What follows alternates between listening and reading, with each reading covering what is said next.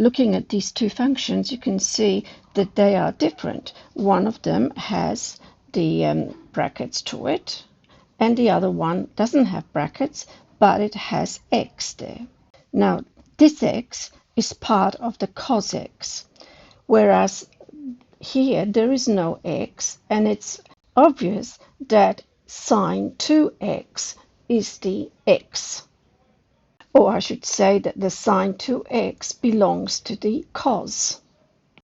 So when differentiating the first function, we really have two functions in here.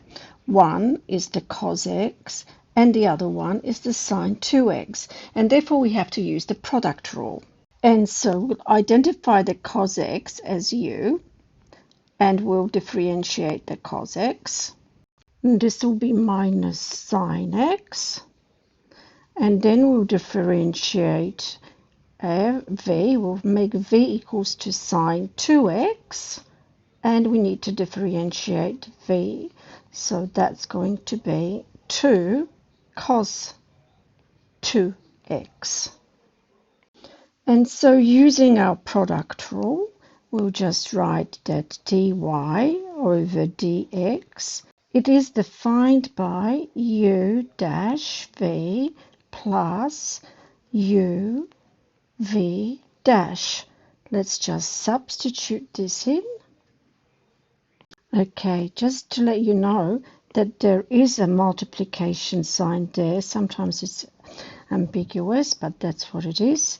And then we have to add to it cos x and 2 cos 2x. Once again, I'll just point out that there is a multiplication sign here, and that there is also a multiplication sign here, which we don't usually write that. Tidying it up a little bit, we'll just write sine x minus sine x sine 2x, and put the 2 at the front over here, because that 2, this one over here, that, this one here, that 2 needs to go to the front.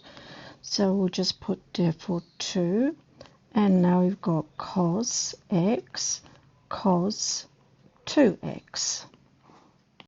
So our second function is now just made of one function, but there is a composite function inside the cos.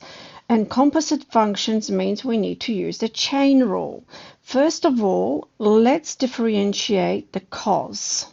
Differentiating cos gives us minus sine, and we need to rewrite everything in here as well.